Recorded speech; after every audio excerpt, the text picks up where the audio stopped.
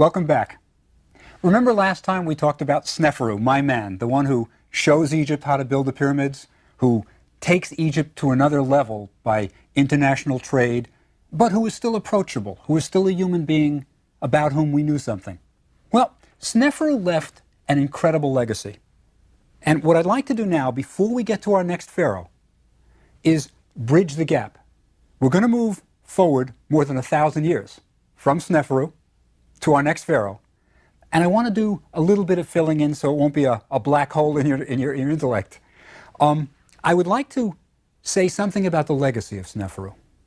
And the greatest legacy, I think, is his son, the Pharaoh Khufu, who goes on to build the Great Pyramid of Egypt. Right? It's not surprising that the son of Sneferu goes on to build perhaps the greatest pyramid ever. He must have been around when all of these pyramids that Sneferu was building were going up.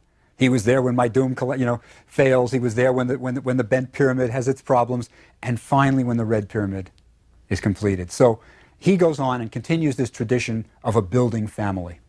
His brothers, by the way, are architects of other pyramids. So we certainly have this building family. Now, this period is called the Old Kingdom. It's an artificial name, Old Kingdom. The Egyptians never referred to this period that way.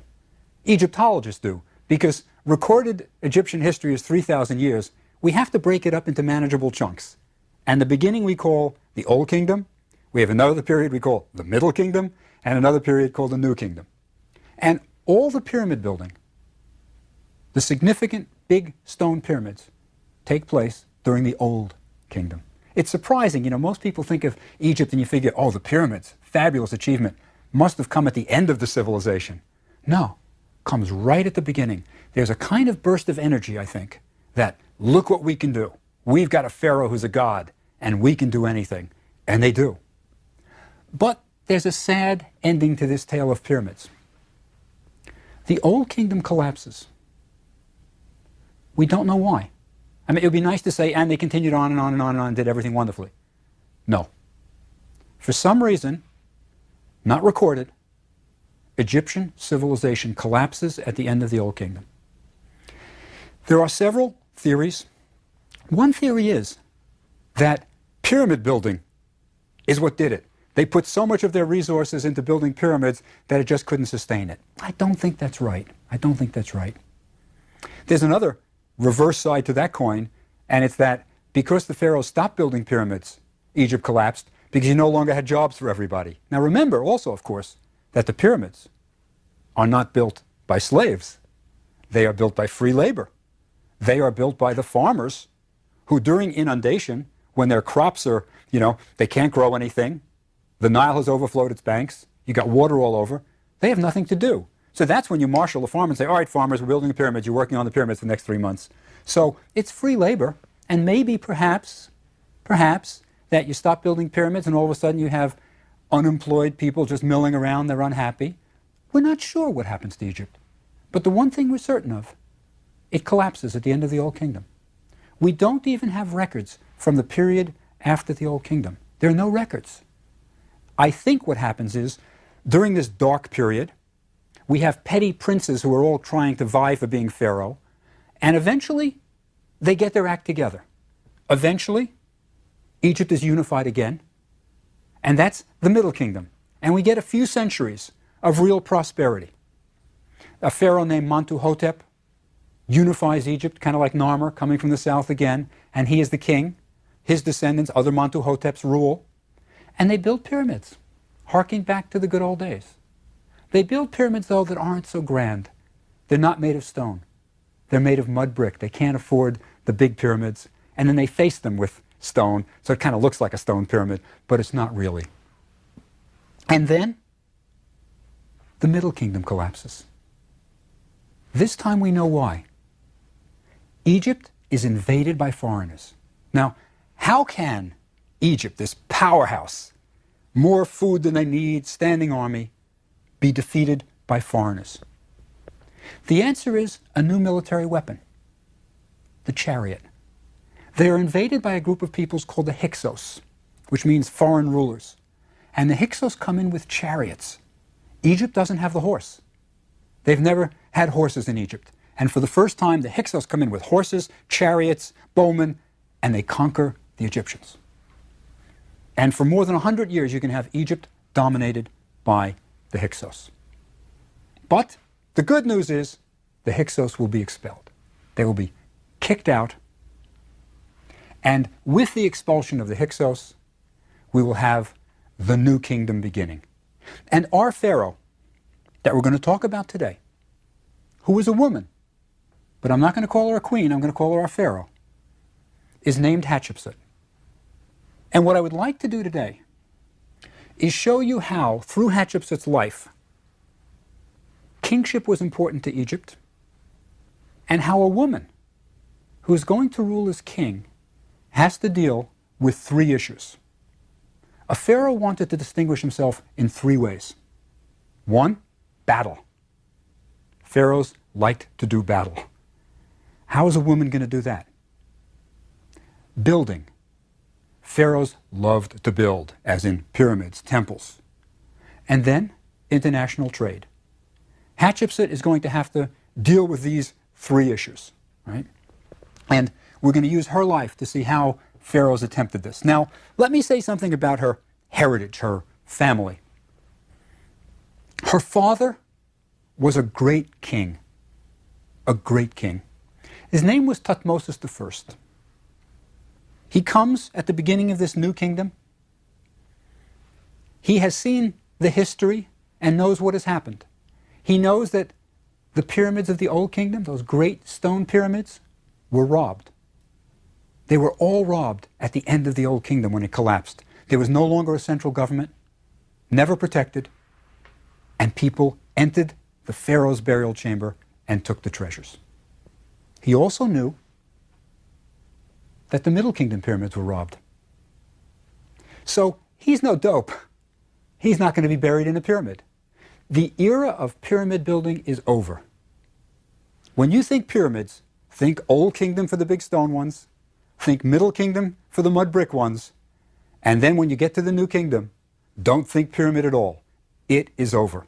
So for example, Tutankhamun is not buried in a pyramid, nor is Hatshepsut's father. Hatshepsut's father is the one who comes up with the solution, where to be buried. Thutmose I will not be buried in a pyramid because he knows there are big, hulking rob me signs. They just say, rob me. He decides to be buried in a secluded area, secretly, that can be guarded. Now, where does he choose to be buried? He is the first pharaoh to be buried in the Valley of the Kings. So the Valley of the Kings is an invention of Queen Hatshepsut, who is going to become King Hatshepsut, of her father. We have the tomb of the architect of Thutmose's tomb. His name is Ineni. Ineni. And on his wall, he put his autobiography. And what noblemen did in the New Kingdom is, when they put their autobiographies, they told of the great things they did for the pharaoh. And the thing that Ineni says he was most proud of is he built the tomb of the pharaoh Thutmose I in a secret place, no one seeing, no one knowing. Now, how can you build a tomb for a pharaoh with no one seeing, no one knowing? This has been a discussion, right, among Egyptologists for quite a while. First, it's the Valley of the Kings. Where is the Valley of the Kings? Imagine a map of Egypt. For most of its history, Egypt had two capitals, one in the south, which was the religious center, and one in the north, which was the administrative center. The administrative center was called Memphis, and it's towards the north near an area of the Delta. But in the south was Thebes. This was the religious center where all the big temples are. This is where Karnak Temple, Luxor Temple were built. And this is where most of the priesthood stayed. Now, right opposite Thebes is the Valley of the Kings, just across the river. Now, remember this, that for almost the entire 3,000 years of Egyptian history, the Egyptians lived on the east bank of the Nile, but were buried on the west bank of the Nile. The reason is that they always associated the west with the dead because the sun sets or dies in the west and is reborn in the east every day. So the west is for the dead. As a matter of fact, when somebody died, they said he went west. And in the same way that we have euphemisms about the dead, we call them the dearly departed. They called a dead person a Westerner. So the West is always for the deceased, and it's not surprising that the Valley of the Kings is on the west bank of the Nile, just opposite Thebes. As its name indicates, it's a valley. And it's an unusual place. It's one of the most striking settings on the planet. Nothing grows there. There is absolutely no water. It is desolate. Humidity, 1920 is the humidity reading, so it's something we're not used to. Nothing grows there, so no one was ever going to live there. You couldn't live there. And it's in this remote, isolated valley that Thutmose I, Hatshepsut's father, decided to have his tomb built. Now, it's desolate, that's good, but also it can be guarded. There's only one entrance to the Valley of the Kings. So you can put guards there and make sure that people don't come and go and rob your tomb. So it's secure, isolated, and the tomb is built by carving into the mountain. It's basically an artificial cave. There's fine white limestone, so you can do your beautiful carvings inside the tomb. And this is where Thutmose I was buried, Hatshepsut's father. Now it's time to talk about Hatshepsut. When Thutmose I died, and he was a great king, doing great things, when he dies, he leaves a son, Thutmose II. And he has a half-sister by another wife, by the great wife, and I'll talk about a great wife in a second, named Hatshepsut. Now, who is going to succeed Thutmose I as Pharaoh? The line of succession in Egypt went with the woman. It's matrilineal. Women were powerful in Egypt. They were really powerful. And the way you became Pharaoh was not by being the deceased Pharaoh's oldest son. You became king by marrying the right woman. Now, what I mean by the right woman is a woman who had pure royal blood flowing through her veins. And let me explain this in terms of the relationships that women could have with a pharaoh. There were 3 different relationships a woman could have with a pharaoh. First, and best, you could be the great wife. Great wife. This in the ancient Egyptian is called the Hemet Weret. Hemet Weret. It means great wife. There's only one great wife. A pharaoh could have plenty of wives, plenty of concubines, but there's only one top banana, and that is the great wife. Now, all the children of the great wife and the pharaoh were the royals. They were pure royal. The second relationship a woman could have with the pharaoh is just a wife. Now, you had all kinds of legal rights, property rights, but you weren't the great wife. You were married, lived in the harem, and were a wife. Third possibility, concubine. Now, don't think of concubine as so diminutive, just a hanger-on, no rights. Under unusual circumstances, the child of a concubine could become king of Egypt even. These were important women, but they weren't wives, and they certainly weren't great wives. And you became Pharaoh by marrying the great wife's daughter. That's how you became Pharaoh. So, we have the death of Thutmose I, who is going to become Pharaoh. Well, he has a son, Thutmose II, but not by the great wife, right? Not by the great wife. And he has a daughter by the great wife, Hatshepsut.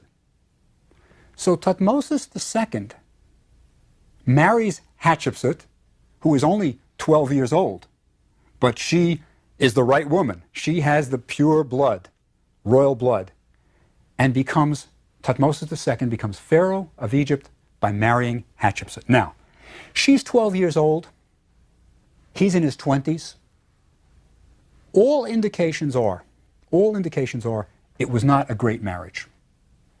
Thutmose II, her husband, was not a great king, didn't erect great buildings, didn't lead the army in battle. We even have his mummy, and it doesn't look like a healthy man. But they were married for 20 years. I think it was a long 20 years for Hatshepsut. They had a daughter, right? They had a daughter. And when Thutmose II finally dies, we have the same question. Who's going to be the next king? Well, the answer is that there is a son.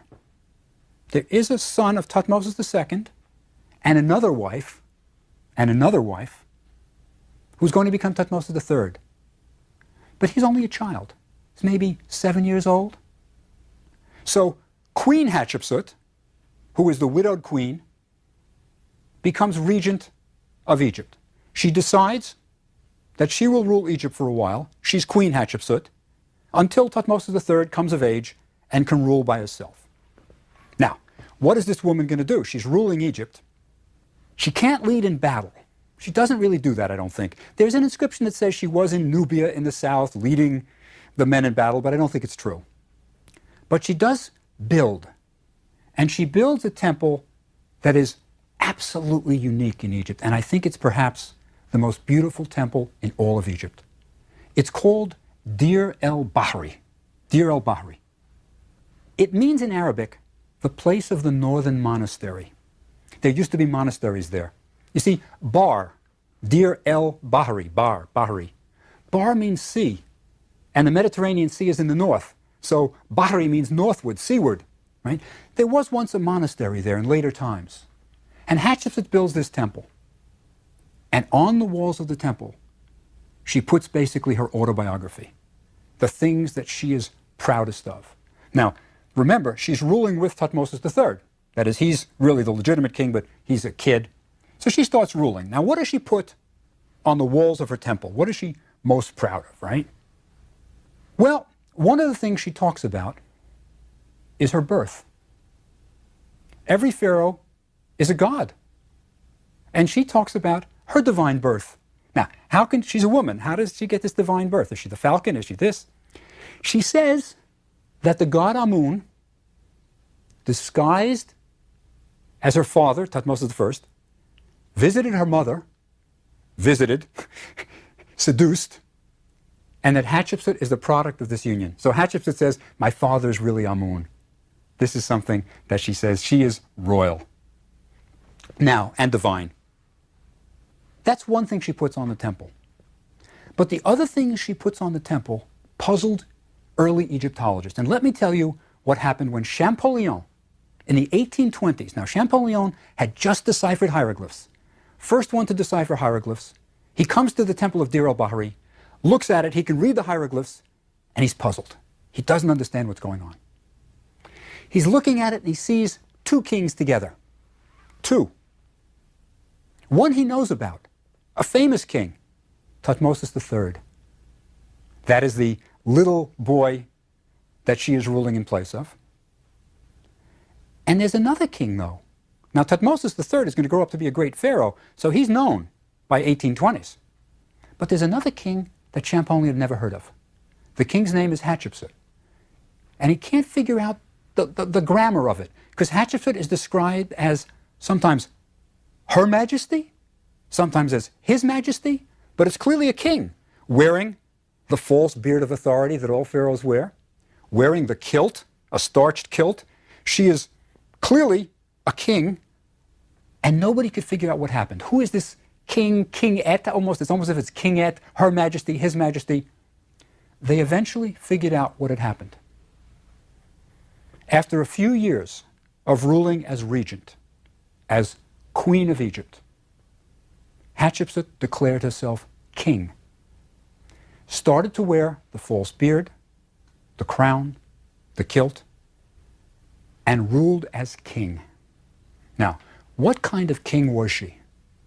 The answer is a wonderful king. She was great. She did wonderful things, and it's written on the walls of Deir el-Bahari. What does she do? One of the things she is most proud of is sending a trading expedition. It's back to Sneferu and international power. Now, sending a trading expedition to where she sent one was a big deal. The expedition went to the land of Punt, P-U-N-T. Now, we are not 100% sure where Punt was. We think it may have been where modern Eritrea is, near Ethiopia. It may even have been Somalia. But we know how they got there, and it wasn't easy. She is ruling out of Thebes. And to get to the land of Punt, you had to go across a place called the Wadi Hamamat. You had to carry your boats to the Red Sea. Then you sailed on the Red Sea southward till you got to Punt. It was a big deal. It was 15 days, 600 miles. Now remember, though, they're going to hug the coast because the Egyptians aren't good sailors. But they're hugging the coast, and then they get to the land of Punt. Now, on the walls of Deir el-Bahari, Hatshepsut shows the land of Punt. This is the first accurate depiction of sub-Saharan Africa in the world. It's an anthropological expedition, practically. She shows the houses. They are on stilts, thatched roofs on stilts. And she shows the Queen of Punt greeting the expedition. And the queen is shown as absolutely obese, as if she has elephantiasis. And so does her daughter. Right? So we're getting wonderful, accurate details about the land of Punt. And the walls of her temple also show what they're bringing back. They are bringing back ivory, incense, frankincense, and myrrh, which were called what the gods like to smell. What the gods like to smell. And they come back to Thebes successful with all the goods of the land of Punt. So she is very proud of this great trading expedition. Another thing she is especially proud of is erecting obelisks at Karnak Temple. Now, an obelisk is something that is purely Egyptian, an Egyptian invention. It is a monolith, one stone. They are big. The big ones are more than 100 feet tall. More than 100 feet tall, weigh 250 tons. So it was a big deal to quarry an obelisk. And she erected 4 at Karnak Temple at Thebes. And on the temple walls, it shows Hatshepsut sending the boats out to Aswan. Now, Aswan is the southern border of Egypt, just before Nubia. This is where there are quarries of pink granite. Every obelisk in Egypt comes out of that quarry, pink granite. It's the only stone strong enough to have a long single shaft. And it shows us the obelisks coming back. She quarried a pair, and on the temple it says, "I quarried and erected 2 obelisks in 7 months." So within 7 months, she quarried these huge stones and had them brought back and erected at Karnak. And on the wall, it shows the boats bringing them back. And I'll tell you, it's not the way you would think. The 2 obelisks are shown end to end on a single barge. So you have 500,000 tons of stone on one barge, end to end, and it's being towed by 22 other ships. But remember, it's going with the current, so it's not quite so tough. It's going with the current from Aswan northward to Thebes. So she quarries these fabulous obelisks. Interesting thing about obelisks, by the way, they were not quarried with chisels and hammers. If you look at obelisks, there are no chisel marks on them. They were pounded out with stone pounders, balls that weigh about 10 pounds, and they're made out of dolerite, which is a harder material than granite. And what they did was they took men, line them up along where the obelisk is going to be, just they kept dropping them and dropping them and dropping them until it chips away a little bit, and you get it out of the quarry. So they were pounded out. I mean, an amazing achievement. To this day, we do not know how they erected the obelisks. There are no records of how they erected them. We think they may have hauled them up a sand ramp and then you kind of slide it down the sand ramp onto its base. And I'll tell you the most amazing thing about obelisks. When you look at an obelisk in Egypt, The only thing that keeps an obelisk on its pedestal is gravity. They're balanced. There is no pins, there is no groove. They are simply so perfectly machined that they stand erect with nothing supporting them. Pretty impressive. And if you want to see the tallest obelisk in Egypt, go to Karnak Temple. Hatshepsut's obelisk is still standing there, the tallest obelisk in all of Egypt. So Hatshepsut is doing wonderful things. Now she has to have a tomb.